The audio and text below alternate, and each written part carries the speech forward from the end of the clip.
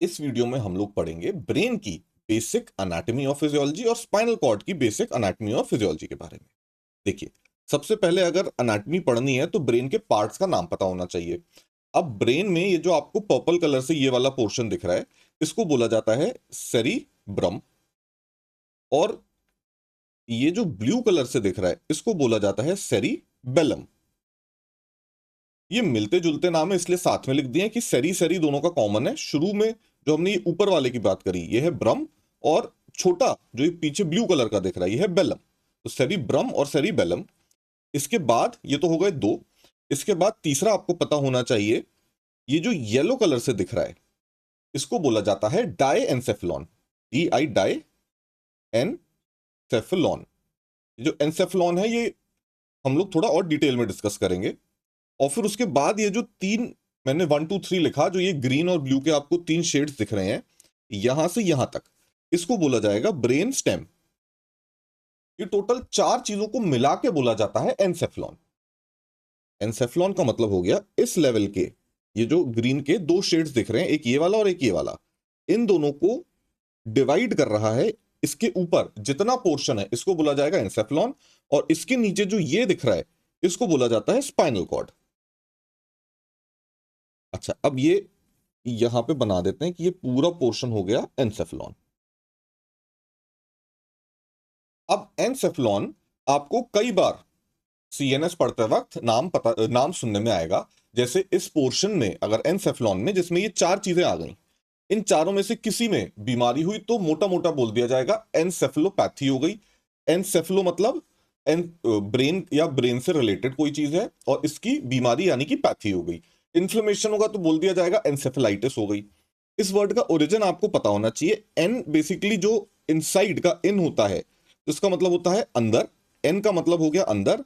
और ये जो सेफल है, इसका मतलब होता है हेड। जैसे हम बोलते हैं सर, तो ग्रीक लोग सर को बोलते थे सेफल। तो इस सेफल का मतलब हो गया हेड। तो इनसाइड हेड का मतलब हो गया एनसेफलॉन। अब इसके बाद हम एक एक स्ट्रक्चर को डिटेल में पढ़ेंगे और शुरुआत करते हैं सेरिब्रम से। सेरिब्रम का जो आउटर लेयर होता है, बाहर का पोर्शन है, उसे बोला जाता है ग्रे मैटर, और अंदर के पोर्शन को बोला जाता है व्हाइट मैटर। ग्रे मैटर को सेरिब्रल कॉर्टेक्स भी बोला जाता है। और ये 5 पार्ट में, 5 लोब्स में डिवाइडेड है। देखिए, सबसे पहला होता है फ्रंटल लोब, जो ये आगे का पोर्शन आपको दिख रहा है, ये फ्रंटल लोब हो गया। फ्रंटल लोब के जस्ट पीछे, यहां पे और सर के ऊपर के साइड में, ये होता है पैराइटल लोब। सर में पीछे की तरफ यहां पे ये हो गया ऑक्सीपिटल लोब। अच्छा, फिर इन तीनों के अंदर इस पोर्शन में यहां पे होता है टेम्पोरल लोब।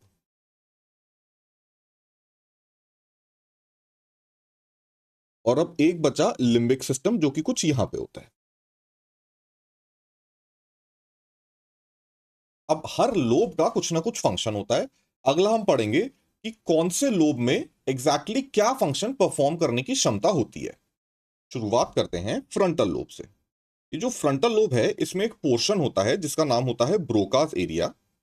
ब्रोकास एरिया का मेन फंक्शन होता है हमारा स्पीच प्रोड्यूस करना। मतलब अगर मैं बोल पा रहा हूं, तो इसलिए बोल पा रहा हूं क्योंकि ब्रोकास एरिया है जो फ्रंटल लोब में, वो मेरा सही से काम कर रहा है। तो इसका पहला काम हो गया प्रोडक्शन ऑफ स्पीच। अच्छा, इसके अलावा ये जो फ्रंटल लोब है, यही वो लोब है जो हमें इंसान बनाता है। इंसान बनाने का मतलब हो गया, इस स्पीच के अलावा दूसरी चीज जो हम जानवरों से अलग है, वो है हमारे इमोशंस और हमारे मोरल्स। इमोशंस तो जानवरों में भी मिल जाएंगे, लेकिन हमारे मोरल्स यानी कि हमारे जो सिद्धांत है, हमारे जो संस्कार है, उसके अलावा रीजनिंग और जजमेंट। रीजनिंग और जजमेंट मतलब अगर कोई कुछ गलत काम कर रहा है, तो हम उसको जज कर लेंगे कि यार ये सही कर रहा है या गलत कर रहा है। ये क्षमता और रीजनिंग कि ये गलत कर रहा है तो क्यों गलत कर रहा है, ये क्षमता हमारे फ्रंटल लोब की वजह से होती है। इसके अलावा हमारी पढ़ाई करना यानी कि कॉन्सेंट्रेशन, और कॉन्सेंट्रेट करके पढ़ना और उसके बाद उसको याद कर लेना यानी कि मेमोरी का रिटेंशन। इस सब के अलावा जो हमारी क्रिएटिव थिंकिंग होती है, एब्स्ट्रैक्ट थिंकिंग होती है, मतलब हम लोग कई बार अगर ड्राइंग बनाने बैठते हैं तो हम ऐसी चीज बना देते हैं जो एग्जिस्ट ही नहीं करती। तो ये जो एब्स्ट्रैक्ट थिंकिंग होती है ये हमारे फ्रंटल लोब का काम होता है। अगला हम पढ़ेंगे पैराइटल लोब।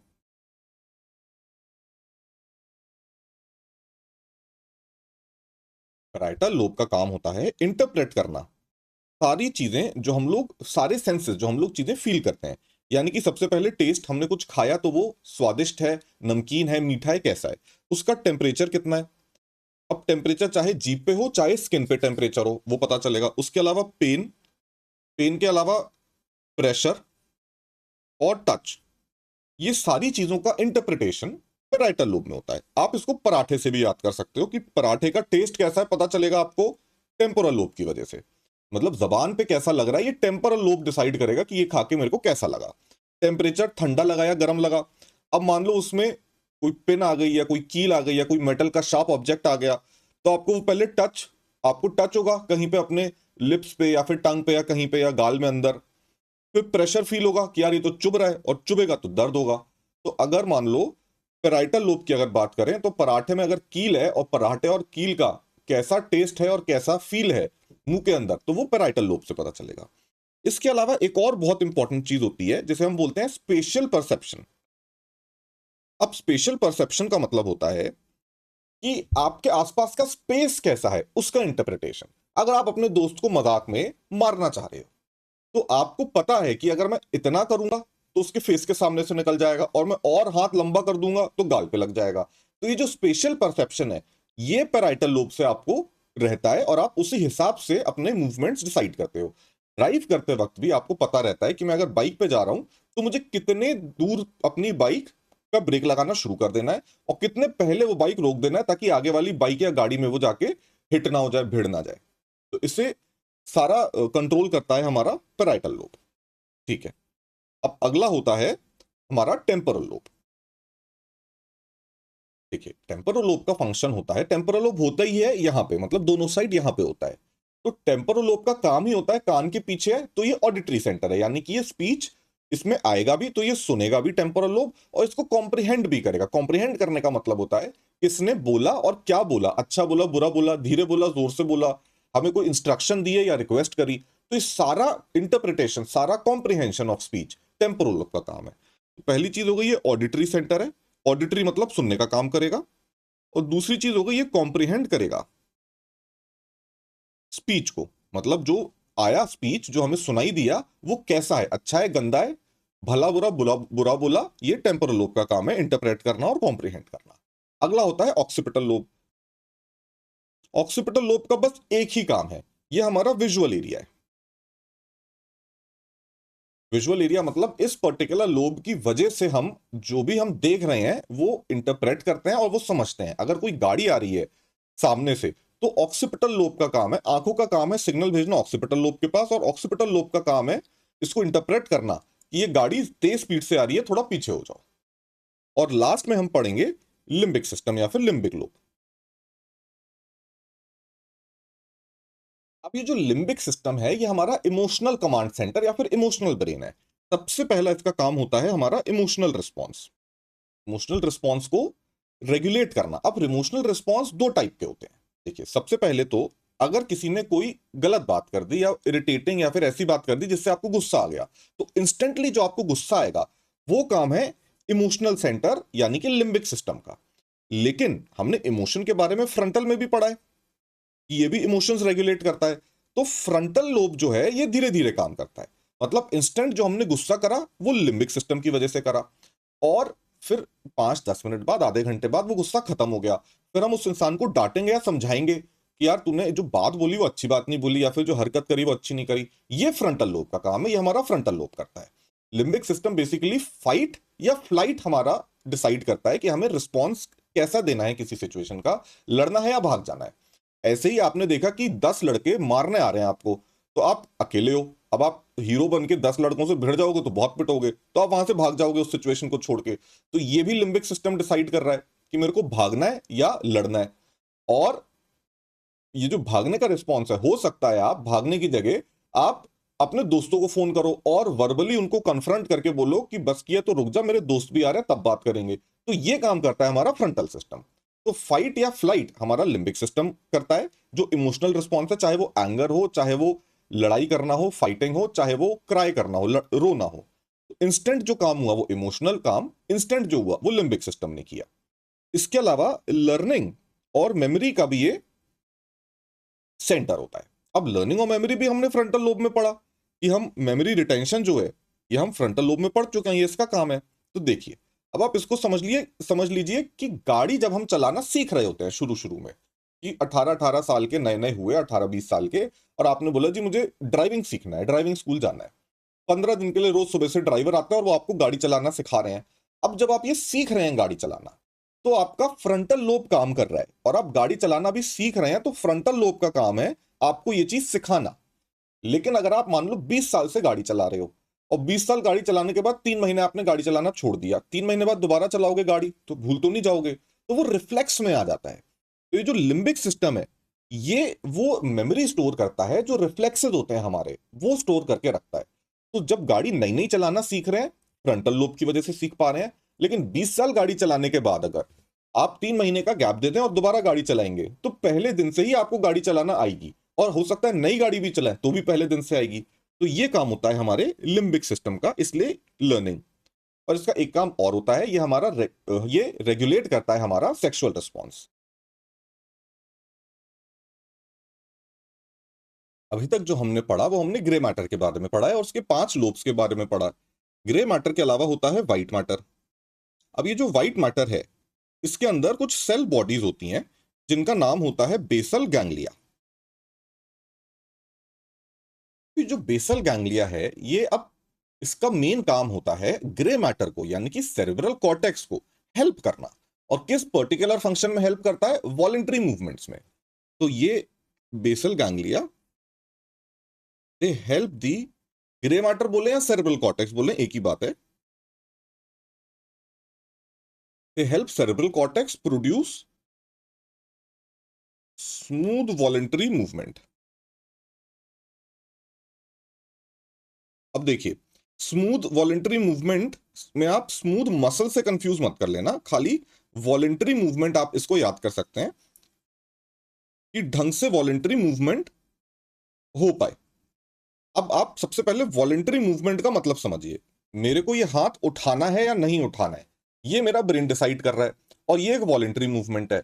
लेकिन मेरे को सांस लेनी है या नहीं लेनी है, ये मैं डिसाइड नहीं कर रहा, मैं अपने आप लेते जा रहा हूं, लेते जा रहा हूं। तो चाहूं या ना चाहूं, जो अपने आप मसल्स मेरी काम कर रही हैं, जैसे हार्ट की मसल है, तो वो इनवॉलेंटरी काम कर रही है, मतलब मैं अपने हार्ट को अपनी मर्जी से रोक नहीं सकता, तो उसको बोला जाता है इनवॉलेंटरी मूवमेंट्स। और ये जो हम चाह के करते हैं मूवमेंट, अपना कॉन्शियसली हमने डिसाइड करा कि हमें ये मूवमेंट करना है, इसे बोला जाता है वॉलेंटरी मूवमेंट। और ये वॉलेंटरी मूवमेंट प्रोड्यूस होगा हमारे ग्रे मैटर में या फिर सेरेब्रल कॉर्टेक्स में। दोनों का एक ही मतलब है, सेरेब्रल कॉर्टेक्स या ग्रे मैटर। और व्हाइट मैटर उसको हेल्प करेगा, असिस्ट करेगा। इसके बाद हम पढ़ते हैं डायएन्सेफेलॉन के बारे में। डायएन्सेफेलॉन, ये जो येलो कलर का आपको दिख रहा है, ये डायएन्सेफेलॉन होता है। डायएन्सेफेलॉन के बेसिकली 2 पार्ट होते हैं, एक होता है थैलेमस, दूसरा होता है हाइपोथैलेमस।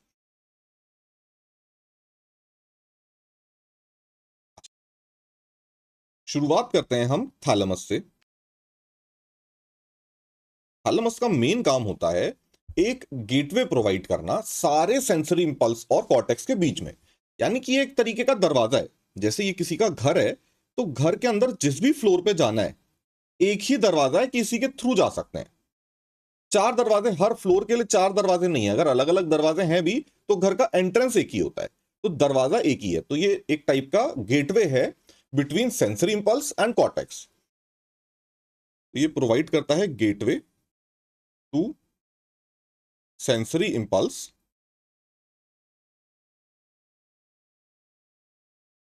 Going to cortex. अब देखिए, इसका आप मतलब समझिए क्या है। कॉर्टेक्स का मतलब हो गया जो हमारा ग्रे मैटर है। अब अगर किसी ने यहां पे टच करा, तो ये जाएगा अल्टीमेटली हमारे कॉर्टेक्स में या फिर ग्रे मैटर में। लेकिन ये टच करने का जो सेंसेशन है, वो जाएगा इस डायएन्सेफेलॉन के थ्रू होके और फिर हमारे कॉर्टेक्स में पहुंचेगा। तो ये इसलिए बोला जाता है कि ये एक गेटवे का काम करता है।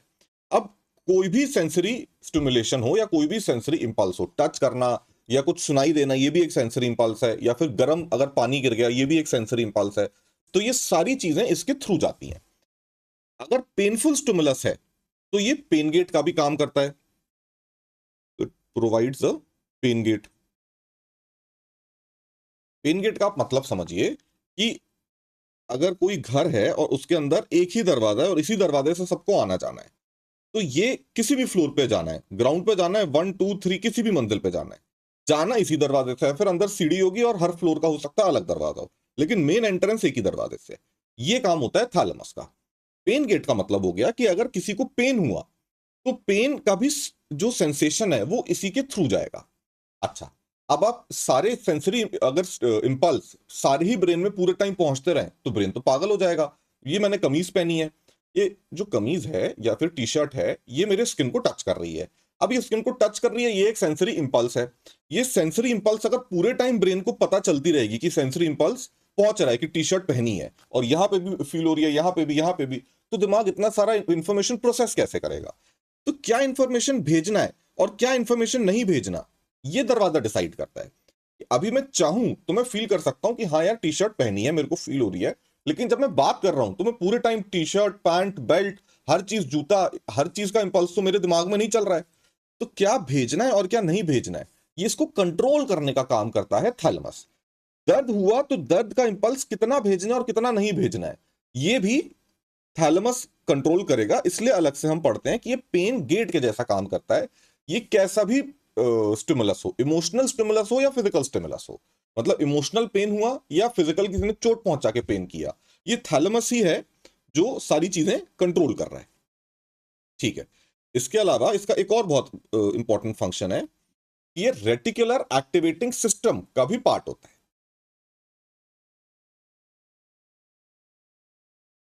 पार्ट ऑफ आरएएस, आरएएस का फुल फॉर्म हो गया रेटिकुलर एक्टिवेटिंग सिस्टम। देखिए, रेटिकुलर एक्टिवेटिंग सिस्टम के मेन 2 3 फंक्शन होते हैं। सबसे इंपॉर्टेंट होता है इसका फंक्शन कि हमें कॉन्शियस या अनकॉन्शियस हूं मैं, ये डिसाइड कर रहा है थैलेमस। तो ये आपकी कॉन्शियसनेस डिसाइड करता है, कॉन्शियसनेस डिसाइड कर रहा है, तो ये हमारी स्लीप और वेक साइकिल को भी डिसाइड करता है कि मैं कितने बजे सो रहा हूं, कितने बजे उठ रहा हूं और कितना डीप स्लीप में सो रहा हूं। और जो लोग वेक मतलब उठ नहीं पाते, वेकअप नहीं कर पाते हैं, वो कंटिन्यूसली स्लीप में रह जाते हैं। तो ये कॉन्शियसनेस भी हेल्प करता है, हमारी कॉन्शियसनेस, मतलब हम कॉन्शियस रहे, अनकॉन्शियस ना हो जाए, इसमें हेल्प करता है। इसके अलावा ये सेंसेशन कंट्रोल करने में भी हेल्प करता है।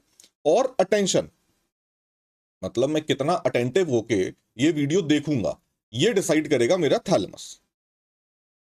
तो थैलेमस के मेन 2 फंक्शन आप याद करिए, सेंसेशन एंड पेन। सेंसेशन और पेन अलग अलग लिखा है क्योंकि पेन गेट एक बहुत इंपॉर्टेंट फिनोमेना है जो हम किसी और वीडियो में डिटेल में पढ़ेंगे। और रेटिकुलर एक्टिवेटिंग सिस्टम, जो मेन चीज आपको याद रखनी है वो है स्लीप वेक साइकिल। हम कॉन्शियस हैं और हम उठ रहे हैं और हम अलर्ट हो रहे हैं, तो ये डिसाइड करता है हमारा हाइपोथैलेमस। अच्छा, अगला टॉपिक जो हमें पढ़ना है वो है दूसरा पार्ट। डायंसेफ्लॉन का हमने थैलेमस पढ़ लिया, दूसरा पार्ट होता है हाइपोथैलेमस। तो अब हम शुरू करते हैं हाइपोथैलेमस। देखिए, हाइपोथैलेमस के कई फंक्शंस होते हैं, जो सबसे ज्यादा इंपॉर्टेंट फंक्शंस हैं हम उसकी बात करेंगे अभी। हाइपोथैलेमस का सबसे इंपॉर्टेंट फंक्शन होता है हमारा सिंपैथेटिक और पैरासिम्पैथेटिक नर्वस सिस्टम को रेगुलेट करना, यानी कि जो ऑटोनॉमिक रिस्पॉन्स है सिंपैथेटिक और पैरासिम्पैथेटिक नर्वस सिस्टम का, उसको रेगुलेट करना। तो ऑटोनॉमिक नर्वस सिस्टम का रेगुलेशन, अब इससे मतलब है हमारा कि सिंपैथेटिक एंड पैरासिम्पैथेटिक। इसका अब आप मतलब समझिए। सिंपैथेटिक सिस्टम होता है जो फाइट और फ्लाइट रिस्पॉन्स की बात होती है हमेशा, कि अगर कोई स्ट्रेसफुल सिचुएशन आई तो उस स्ट्रेस में रिस्पॉन्ड कैसे करना है, ये हमारा सिंपैथेटिक या सिंपैथेटिक सिस्टम डिसाइड करता है। मतलब सिंपैथेटिक सिस्टम एक्टिवेट हो जाता है। अब कोई स्ट्रेसफुल सिचुएशन आई, कहीं लड़ाई हो गई, कुछ हो गया, तो आपका हार्ट रेट बढ़ जाएगा, ब्लड प्रेशर बढ़ जाएगा, रेस्पिरेटरी रेट बढ़ जाएगा, आपको गुस्सा आ रहा है या फिर आपको भागना है, दोनों ही सिचुएशन में आपका सिंपैथेटिक सिस्टम एक्टिवेट हो जाएगा। पैरासिम्पैथेटिक नहीं, सिंपैथेटिक सिस्टम। मतलब जब आप एक्टिव होते हैं, आपको गुस्सा होता है, अग्रेशन होता है, या फिर आपका दिमाग एक्टिव है, स्ट्रेस में है, टेंशन में है, तो वो सिंपैथेटिक सिस्टम एक्टिवेट होगा। अच्छा, पैरासिम्पैथेटिक सिस्टम क्या होता है? जब आप रिलैक्स कर रहे हैं, आप सुबह से सो के उठे हैं या फिर रात में सोने जा रहे हैं और आपका दिमाग शांत है, कोई स्ट्रेस नहीं है, कोई टेंशन नहीं है, कोई गुस्सा नहीं है, कोई उलझुल बात नहीं हुई, घर में कुछ भी नहीं हुआ, तो पैरासिम्पैथेटिक सिस्टम एक्टिवेटेड है। और जब आप रिलैक्स होते हैं तभी आप सो पाते हैं, स्ट्रेसफुल सिचुएशन में तो कोई सो ही नहीं पाएगा। तो ये जो रेगुलेशन होता है, ये करता है हाइपोथैलेमस। तो ऑटोनॉमिक नर्वस सिस्टम का रेगुलेशन बोल लें, या फिर ये बोल लें कि ये स्ट्रेस का रिस्पॉन्स डिसाइड करता है, रेगुलेट करता है, हमारी स्लीप डिसाइड करता है, हमारा heart rate, blood pressure, temperature, ये सारी चीजें डिसाइड करता है। तो ये रेगुलेट करेगा कई चीजें, जैसे एक हमने स्लीप की बात करी, स्ट्रेस के रिस्पॉन्स की बात करी। कई लोग होते हैं जो काफी स्ट्रेसफुल सिचुएशन होती है, लेकिन उसका रिस्पॉन्स उनका बिल्कुल डिफरेंट होता है, वो शांत रहते हैं। और कई लोग होते हैं छोटा सा स्ट्रेस आया और एकदम भड़क जाते हैं, तो ये उनके हाइपोथैलेमस का प्रॉब्लम है। हाइपोथैलेमस कैसा वो कर रहा है, रिएक्ट कर रहा है और कैसे काम कर रहा है, वो हाइपोथैलेमस का होता है। टेम्परेचर हो गया, इमोशंस हो गए, ये सारी चीजें ये रेगुलेट करता है। इसके अलावा ये स्लीप साइकिल में भी हेल्प करेगा। अगर हम ये रिलैक्स्ड रहेगा हाइपोथैलेमस और पैरासिम्पैथेटिक सिस्टम को एक्टिवेट कर देगा, तो ही आपको नींद ढंग से आएगी। इसके अलावा तीसरी चीज आपको जो याद रखनी पड़ेगी कि एक पिट्यूटरी ग्लैंड होता है। ये जो पिट्यूटरी ग्लैंड है, इससे कई हार्मोन्स निकलते हैं, ये एक एंडोक्राइन ग्लैंड है और ये बिल्कुल उसके ऊपर बैठा होता है हाइपोथैलेमस। और जितने भी इसके अंदर से हार्मोन्स प्रोड्यूस हो रहे हैं, हाइपोथैलेमस उसके लिए रिस्पॉन्सिबल होता है। हाइपोथैलेमस पिट्यूटरी ग्लैंड के हार्मोन सिक्रीशन में हेल्प करता है। तो पिट्यूटरी ग्लैंड के हार्मोन सिक्रीशन, तो ये इसका एक बेसिकली एंडोक्राइन फंक्शन हो गया, एंडोक्राइन ग्लैंड है और ये एंडोक्राइन सिस्टम का एक फंक्शन हो गया। इन सब के अलावा आपको ये भी याद रखना पड़ेगा कि ये जो स्लीप और स्ट्रेस रेगुलेशन की बात हो, उसके साथ साथ ये आपकी एपेटाइट या फिर आपकी भूख को भी रेगुलेट करता है, भूख भी और प्यास भी, थर्स्ट भी। तो ये यहीं पे लिख देते हैं, यहां पे लिख देते हैं कि ये थर्स्ट एंड एपेटाइट, इन दोनों का भी रेगुलेशन में हेल्प करता है। इसके बाद हम पढ़ेंगे ब्रेन स्टेम के बारे में। ब्रेन स्टेम हम पहले पढ़ चुके हैं। यहाँ पे ब्रेन स्टेम के टोटल 3 पार्ट होते हैं। वापस अपने मेन डायग्राम पे आ जाते हैं। ये तो ये ब्रेन स्टेम का 1, 2, 3, ये 3 पार्ट होते हैं। इन्हीं तीनों पार्ट को मिला के बोला जाता है ब्रेन स्टेम। तो ब्रेन स्टेम का कौन से पार्ट का क्या फंक्शन है, ये शुरू करते हैं। पहले आप कोई रिवाइज करा दूं कि ब्रेन स्टेम के टोटल 3 पार्ट होते हैं। इन 3 पार्ट का नाम होता है मिड ब्रेन, पॉन्स और मेडुला ऑब्लोंगेटा। सबसे पहले आप ये समझिए कि ये कहां पे होते हैं। तो ये बना है मिड ब्रेन, इसके नीचे ये है पॉन्स और ये है मेडुला ऑब्लोंगेटा, और इन तीनों को मिला के बोला जाएगा ब्रेन स्टेम। अब एक एक करके पढ़ते हैं कि कौन से पार्ट का क्या फंक्शन है। शुरुआत करते हैं पहले पार्ट से, जिसका नाम है mid brain. Mid brain basically motor coordination के लिए रिस्पॉन्सिबल होता है और इसके अंदर विजुअल रिफ्लेक्स और ऑडिटरी रिले सेंटर्स भी होते हैं। अब आप इसका मतलब समझिए कि मोटर कोऑर्डिनेशन का क्या मतलब है। अगर आपको लिखना है जो फाइन ट्यूनिंग वाले काम है, तो आपका जो फ्रंटल लोब है वो डिसाइड करेगा कि आपको क्या लिखना है, क्रिएटिवली लिखना है या फिर कुछ आप याद करके आए हैं तो वो लिखना है। वो तो काम हो गया ब्रेन का। लेकिन हाथ की मसल्स कैसी चल रही हैं, वो मिड ब्रेन उन हाथ की मसल्स की फाइन ट्यूनिंग डिसाइड करता है और हेल्प करता है उसमें। उसके अलावा विजुअल रिफ्लेक्स और विजुअल के साथ साथ ऑडिटरी रिफ्लेक्स। मान लीजिए आप अंधेरे में कहीं से जा रहे हैं, साइकिल चलाते हुए जा रहे हैं, बाइक से जा रहे हैं और खेत के बीच में जा रहे हैं या फिर सड़क या चारों तरफ कहीं पे भी कोई लाइट नहीं चल रही है, अंधेरे में जा रहे हैं और एकदम से आप देखेंगे पीछे से बहुत तेज स्पीड में आपको ऐसा लग रहा है कि कोई गाड़ी आई और उस गाड़ी की हाई बीम पे लाइट है। तो आप मुड़ के देखोगे कि यार ये लाइट एकदम कहां से आई। आप देखो कि हाँ यार गाड़ी जैसी लग रही है ये। तो ये होता है आपका विजुअल रिफ्लेक्स। एकदम से बहुत सारी लाइट अनएक्सपेक्टेड कहीं से आ जाए तो उसके रिफ्लेक्स में जो आपका मूवमेंट होगा, आप गाड़ी साइड में करोगे या सेफ जगह ढूंढोगे, तो ये रिफ्लेक्स होगा विजुअल रिफ्लेक्स। और ऐसा ही ऑडिटरी रिफ्लेक्स होता है कि आप आराम से जा रहे हो और कहीं पे साइड में बहुत जोर से पटाखा जला दिया किसी ने, तो पटाखा फटने की वजह से जो आपका रिफ्लेक्स होगा कि एकदम आपकी गर्दन मुड़ेगी और आप देखोगे अरे वहां पे पटाखा चला है, तो वो ऑडिटरी रिफ्लेक्स है। ये काम होता है मिड ब्रेन का। अगला हम पढ़ेंगे पॉन्स। देखिए पॉन्स का एक ही मेन काम होता है कि ये हमारा रेस्पिरेटरी सेंटर है, और ये हमारा रेस्पिरेशन जो है, रेस्पिरेशन को ये करता है रेगुलेट। मतलब ये जो स्विच होता है जैसे हमारी लाइट को ऑन ऑफ करने का, ये वैसा स्विच का जैसा काम करता है। रेगुलेट से मतलब हो गया कि हम सांस अंदर ले रहे हैं, इनहेलेशन, अब कब रुक जाना है और कब सांस छोड़ना है ये हम थोड़ी ना डिसाइड कर रहे हैं, ये अपने आप ब्रेन डिसाइड कर रहा है। हम कॉन्शियसली चाहें तो और लंबी सांस ले सकते हैं और ज्यादा देर तक छोड़ सकते हैं, या फिर रोक के भी रख सकते हैं। लेकिन जब हम इंटेंशनली या वॉलंटरीली सांस नहीं ले रहे हैं, तो पॉन्स ही होता है जो हमें हमारे लंग्स को और रेस्पिरेटरी मसल्स को बताता है कि अब सांस अंदर लो और रुक जाओ, और अब जो सांस अंदर ली उसको छोड़ दो। ये ऑटोमेटिकली होता रहता है, इस पे आप चाहे तो कंट्रोल करो, और चाहे आप सो रहे हो और कोई कंट्रोल नहीं करना चाहते तो भी पॉन्स अपने आप ये काम करता रहता है। ये आप पॉन्ड्स साबुन से कंफ्यूज मत कर जाना, वो पॉन्ड्स साबुन अलग है, ये पॉन्स मेडिकल पॉन्स जो हमारे ब्रेन में है ये अलग है। इसके बाद आता है नंबर मेडुला ऑब्लोंगेटा का। मेडुला ऑब्लोंगेटा को बोला जाता है ऑटो पायलट ऑफ ब्रेन। अब देखिए, किसी बच्चे को कोई सिखाता है कि आपका हार्ट चल जाना चाहिए? कोई नहीं सिखाता। ना कोई स्टार्ट ऑन ऑफ का बटन होता है कि हार्ट चला दिया जैसे बच्चा पैदा हुआ। ना कोई बच्चे को सांस लेना सिखाता है, ना कोई बच्चे को दूध पी के अंदर गुटकना है ये सिखाता है, ना खांसना सिखाता है, ना छींकना सिखाता है। ये सारी चीजें मेडुला ऑब्लोंगेटा को पता है कि किसके लिए क्या करना है। तो ये करता है हमारा कंट्रोल, एक तो हार्ट, कितना हार्ट रेट होगा, कितना, कब ज्यादा करना है कब कम करना है ये, और इसके साथ साथ कंट्रोल करता है हमारा रेस्पिरेशन। रेस्पिरेशन का मतलब हो गया सांस लेनी है कब और कब नहीं लेनी है, यानी कि इनहेलेशन और एक्सहेलेशन नॉर्मली कितना करना है ये तो पॉन्स डिसाइड कर लेगा और उसको रेगुलेट भी कर देगा। लेकिन अगर ऑक्सीजन कम हो रही है और कार्बन डाइऑक्साइड बढ़ रही है, तो ये जो मेडुला ऑब्लोंगेटा है ये डिसाइड करेगा कि रेस्पिरेटरी रेट कितना चलाना चाहिए कि ऑक्सीजन की पूर्ति हो और अंदर जो कार्बन डाइऑक्साइड है वो पूरा बाहर निकल पाए। अच्छा, इसके अलावा खांसना मतलब कफिंग, छींकना यानी कि स्नीजिंग, ये दोनों भी यही कंट्रोल करता है।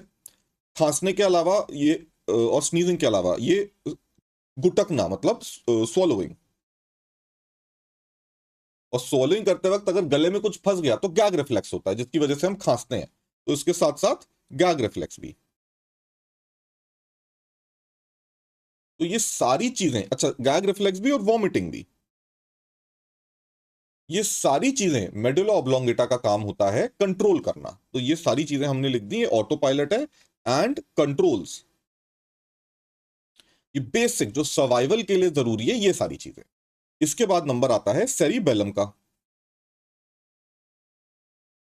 सेरिबेलम का पोजीशन तो आपको याद ही होगी, जो हमने ब्रेन में ये जो ब्लू कलर का ये बनाया है, ये है सेरिबेलम। ये सेरिबेलम का एक ही मेन फंक्शन है, हमारा बॉडी का जो मसल्स का मूवमेंट है या फिर पोस्चर है या फिर मसल्स की टोन है उसको कोऑर्डिनेट करना। अगर आप किसी ऊबड़ खाबड़ सरफेस पे चल रहे हैं तो गिर थोड़ी ना जाते हैं हर बारी। जो मसल का आपका टोन है वो चेंज होता है, मसल का मूवमेंट चेंज होता है और आप अपने आप सीधे खड़े रहते हैं। अगर आप किसी स्लांट पे या फिर पहाड़ पे चढ़ रहे हैं तो भी वो भी नॉर्मल नहीं है, फ्लैट सरफेस नहीं है जिस पे चलने की आपको आदत है, उस पे भी आप चल पाते हैं। तो ये जो मसल्स का कोऑर्डिनेशन है, मसल मूवमेंट का कोऑर्डिनेशन, इसमें लिख देते हैं कोऑर्डिनेशन ऑफ, एक तो मसल मूवमेंट, ये कंट्रोल करता, ये कोऑर्डिनेट करता है सेरिबेलम पूरा मसल मूवमेंट, उसके अलावा पोस्चर एंड मसल टोन। अब आखिरी चीज जो बच गई वो होती है स्पाइनल कॉर्ड। स्पाइनल कॉर्ड होती है हमारे वर्टिब्रल कॉलम के अंदर, इनसाइड वर्टिब्रल कॉलम, और अगर डायग्राम में देखना चाहें तो वो कुछ यहां पे होती है, या तो ये हमारी रीढ़ की हड्डी को हम वर्टिब्रल कॉलम कहते हैं, और इसके अंदर होती है स्पाइनल कॉर्ड जो कि ब्रेन का आखिरी या फिर टर्मिनल स्ट्रक्चर है एक टाइप से। यहाँ पूरा ब्रेन बैठा है और ब्रेन का लास्ट का जो ये स्ट्रक्चर है ये स्पाइनल कॉर्ड है। अच्छा, इसके अलावा आपको ये भी पता होना चाहिए कि इसकी लेंथ होती है 45 सेंटीमीटर या फिर 18 इंचेस, ये इसकी लेंथ हो गई। अच्छा, फिर इसको ये भी पता होना चाहिए कि ये कहां से कहां तक एक्सटेंड करती है, तो ये होती है from foramen magnum. Foramen magnum हमारे स्कल के बेस की ओपनिंग होती है। मतलब ये जो हमारा स्कल है, इसका जो बेस होता है, ये बेस सॉलिड स्ट्रक्चर होता है। इसमें एक, जैसे बेस अगर हम ऐसा देखें तो इसमें एक ऐसा ओपनिंग होता है या फिर एक छेद होता है, और इसके अंदर से स्पाइनल कॉर्ड बाहर आती है। ये हम नीचे से देख रहे हैं, ये नीचे का व्यू हमने ऐसा बना दिया है, और यहां से स्पाइनल कॉर्ड बाहर निकलती है। अच्छा, तो ये फोरामेन मैग्नम से शुरू होगी और फर्स्ट लंबर वर्टिब्रा तक एक्सटेंड होती है। तो टिल L1, इसको पूरा लिख देते हैं, फर्स्ट लंबर वर्टिब्रा। अच्छा, अब आप ये समझिए पहले कि ये लंबर वर्टिब्रा कहां से कहां तक होते हैं। उसके पहले आपको ये पता होना चाहिए कि हमारी स्पाइन में टोटल 33 बोन्स होती हैं। 33 हड्डियां मिलकर हमारा वर्टिब्रल कॉलम बनाते हैं। अब वर्टिब्रल कॉलम में शुरू के 1 2 3 4 5 6 7, ये जो 7 बोन्स हैं, ये होती हैं सर्वाइकल। उसके बाद की 12 बोन्स, 1 2 3 4 5 6 7 8 9 10 11 12, ये 12 हो गई थोरासिक। अब देखिए, सर्वाइकल मतलब गर्दन और थोरासिक मतलब चेस्ट की। इसके बाद होती हैं 5 लंबर, 1 2 3 4 5, ये पांचों हो गई लंबर। अच्छा, लंबर के बाद ये और ये दोनों होते हैं सैक्रम और कॉक्सिक्स। ये जो सैक्रम और कॉक्सिक्स हैं, इसमें टोटल 5 होती हैं और इसमें 4 होती हैं, लेकिन ये फ्यूज्ड होती हैं, मतलब आपस में जुड़ी हुई होती हैं। अब वापस आ जाते हैं, हम बात कर रहे थे स्पाइनल कॉर्ड के एक्सटेंड की। तो वो यहां से शुरू हुआ और यहां से एक्सटेंड होके ये यहां लंबर फर्स्ट तक आता है, इसके बियॉन्ड नहीं जाता। तो इसको मैं हटा देता हूं।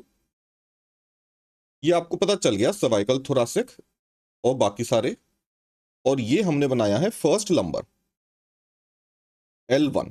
तो L1 तक स्पाइनल कॉर्ड आती है। इसको यहां पे थोड़ा सा हाईलाइट कर देते हैं यहां पे ऐसा, ताकि आपको याद रहे कि L1 तक इसका एक्सटेंट है। तो ये हो गया इसका एक्सटेंट।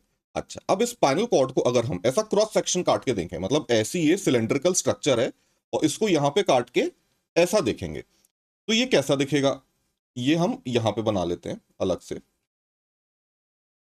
देखिए, ये हो गया स्पाइनल कॉर्ड का क्रॉस सेक्शन, और इसके अंदर जो व्हाइट और ग्रे मैटर है, वो ऐसा अरेंज होता है कि वो एक बटरफ्लाई के शेप को रिप्रेजेंट करता है। मतलब ये कुछ ऐसा होता है। ये बीच में एक छोटा सा सेंट्रल कैनाल हो गया। अब नॉर्मली ब्रेन में जो ग्रे मैटर है वो बाहर होता है, और यहां पे लिख देते हैं, ब्रेन में grey is outside and white is inside. लेकिन स्पाइनल कॉर्ड में उल्टा है, बाहर जो ये है व्हाइट मैटर, और अंदर जो है ये है ग्रे मैटर।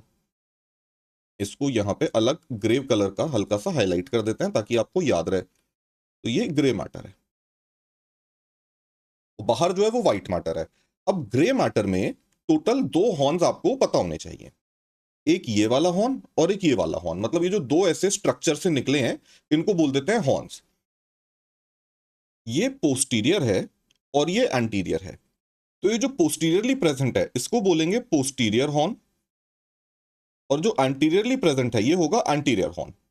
अब पोस्टीरियर एंटीरियर का आप मतलब समझिए। पोस्टीरियर मतलब पीठ की तरफ, एंटीरियर मतलब रीढ़ की हड्डी है तो पेट की तरफ या फिर और आगे तरफ। तो ये हमारा यहाँ पे एब्डोमेन मिलेगा एंटीरियरली, और ये पोस्टीरियरली ये हमारी बैक की स्किन मिलेगी। ठीक है, अब इनमें किसमें क्या काम होता है, इस दोनों हॉर्न में किसका क्या काम है, ये आपको याद रखना जरूरी है। देखिए, पोस्टीरियर हॉर्न जो है, इसका मेन काम होता है, पोस्टीरियर काम हॉर्न का, सेंसरी इंफॉर्मेशन लेके आना। सेंसरी इंफॉर्मेशन मतलब किसी ने यहां पे अगर मान लो पेन चुबाया, तो ये सेंसरी इंफॉर्मेशन है। और ये जो एंटीरियर हॉर्न है, इसका काम होता है मोटर एक्शन करना, मतलब मोटर इंफॉर्मेशन लेके आना कि कब मेरे को हाथ हिलाना है। तो पेन चुबाया, उसके रिस्पॉन्स में हाथ हटा लिया, ये हुआ मोटर रिस्पॉन्स। तो ये होते हैं एफरेंट।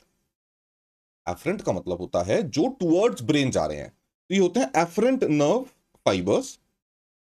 और ये जो मोटर है, ये होते हैं एफरेंट। ई एफरेंट में यहां पे ई है, efferent, EFFERENT, efferent nerve fibres. Efferent मतलब जो दूर जा रहे हैं। तो पहले सेंसरी इंफॉर्मेशन टुवर्ड्स ब्रेन जाएगी पोस्टीरियर हॉर्न के थ्रू, और फिर मोटर इंफॉर्मेशन की, सेंसरी इंफॉर्मेशन के रिस्पॉन्स में कैसा मोटर रिएक्शन करना है, ये एंटीरियर हॉर्न के थ्रू वापस आएगी ब्रेन से हाथ में या जहां पे भी ये मोटर इंफॉर्मेशन पहुंचानी है। अब इसको याद करने का अच्छा तरीका ये है, मोटर यानी कि हाथ या पैर को हिलाना। तो हाथ या पैर हम आगे ही हिला पाते हैं ह्यूमन बींग्स, मोस्टली पीछे हाथ ऐसे नहीं हिला पाते हैं, हमेशा ऐसे आगे हाथ हिलाते हैं। पीछे कौन हिलाता है, जैसे गधे हो गए या फिर गाय भैंस हो गई, तो वो पीछे पांव मारती हैं। तो एंटीरियर मोटर एक्टिविटी और उसका उल्टा पोस्टीरियर सेंसरी एक्टिविटी, आप ऐसे इसको याद कर सकते हैं। के बाद हम पढ़ेंगे मेनिंजेस के बारे में। मेनिंजेस की टोटल 3 लेयर होती हैं।